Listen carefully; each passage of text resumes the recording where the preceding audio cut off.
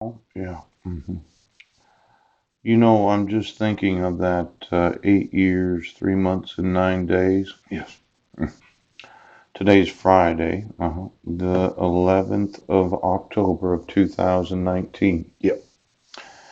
And on July 2nd of 2011, my wife took my sons. Yes. 3,023 days ago. 439 weeks. Yes. 99 months. Yeah. 8 years. And somebody was complaining that I was being a problem. Um, when you really think about the idea of abducting children, yes, you never realize how the judicial system can be used, yeah, to accomplish that. I'll give you an example. On July 8th of 2011, yes, approximately 5 days after Heidi had left Guam, yeah. She ran into the Clallam County Court saying, "My husband's in jail. He attempted to beat the crap out of me. He abused my children. I escaped with my life. Yes. And I want you to issue a protection order right now." And the court said, "Sure. We have an obligation to protect those that are victimized, those that are victims of domestic violence and child abuse." Yeah. And so they issued a temporary order for protection on July 8th of 2011. Yeah. While I was in jail. Now, 8 years, 3 months, and 3 days later, yes, 3,017 days later, I'm sitting in the study room explaining to you, the court, yes, you that are law enforcement, yeah, why this is a crime.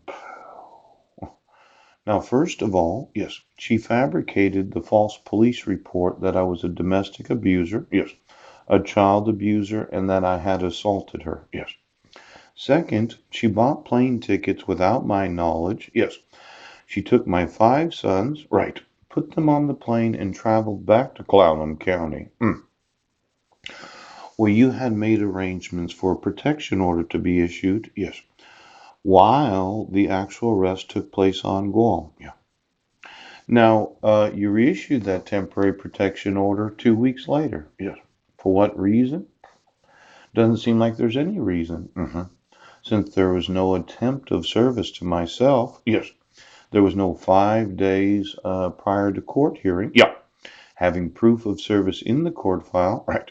Because I was in the jurisdiction of Guam when you reissued the temporary protection order. And then you set another court hearing. Yes. Approximately 2 weeks later. Yes. Where she declared that I was on trial on Guam and you're going to issue a 1 year protection order. Now let's just look at it for a 2nd. You never had any jurisdiction to do anything that you're doing. Yes. I inform you of that, and you decided that you're going to torture me. Yes. For informing you of your crime. July 22nd,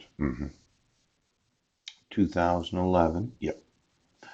And the date was August 12th of 2011. Now, there was this idea, yes, that you as a court never had any jurisdiction to issue any protection order. Now, if you did read the stipulation and order, you understood that the arrest took place on Guam. Yeah. And Guam had the jurisdiction, yes, to be able to issue any no contact orders, protection orders, or restraint orders. Yes.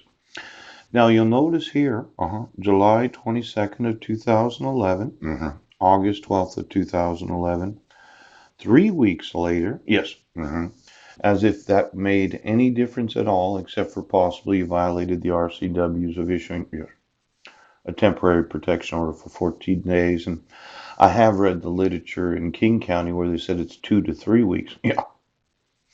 But there was a declaration on July 22nd. Yes. A declaration on August 10th of 2011. There was an order for protection with Judge Ken Williams. Yeah.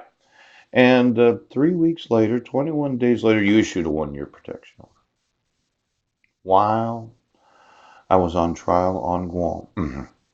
Now, I would say that I should have gotten copies of what was declared, yes, so that I could have responded as the respondent. But you made sure that I would not get any notice or opportunity to be heard. Now, considering today, which you issued a 1 year protection order, yes, on August 12th of 2011, yes, and you issued it for 1 year, and you had me served on Guam, yeah, 8 years, 1 month, and 29 days ago, yes, you did. You issued a 1 year protection order without me getting any notice of the temporary protection order hearings, yes, without any of the documentation. While on Guam in the custody of the Guam Judiciary's probation, yes, and having a probation officer, a parole officer. Well, probation I think is for jail. A probation officer, yes. And then she declares something on October 7th of 2011. Yeah. And then she motions the court, petitions the court for dissolution of marriage. Yeah. Where you have me arrested on the 27th. Yes. Was arraigned on the 29th. Yeah. And you reissued the protection order again. You're reissuing a temporary protection order. Yeah. Law enforcement worksheet. Yes. Petition for renewal of order for protection. Yeah. That was not to expire. Yeah. Until August 13th of 2012. Yeah. Now, I'm just wanting you to understand exactly how expensive today's going to get. Yes. Because it seems that the issuance of protection order, 1 year and 1 day, good for 365 days or 364, whatever it is. Yes. But it expired the day after at midnight on that actual day. But there was some compulsion, yes, to have to reissue the protection order on May 31st. Phew. Now, why was this so important? Well, I was arrested, yes, as if a no contact order as a condition of probation wasn't good enough, yes, as if the fraudulent protection order wasn't good enough. You decided to reissue the protection order for another year, yeah. On May 31st, yes, of 2011, yeah, when this protection order, which had 2 months and 13 days to go before expiration. I know you said it was within the 90 days before expiration. Yes. But obviously, when on trial, yeah, you needed to keep in place the fraudulent protection order that I was accused of violating. Now, May 31st of 2012, yes, you decided to reissue a protection order because of an arrest. Yes, a protection order that didn't expire until August 13th of 2012, the day after. Yes, it was. Had 2 months and 60, 73 days. Yes. Right to a speedy trial. Yep. Right to having the protection order in force that you're accused of violating. Yes. Now, Brent, obviously, there was no need to reissue the temporary protection order. No. There was no need to reissue the order for protection on July 6th of 2012, Commissioner Knieb's.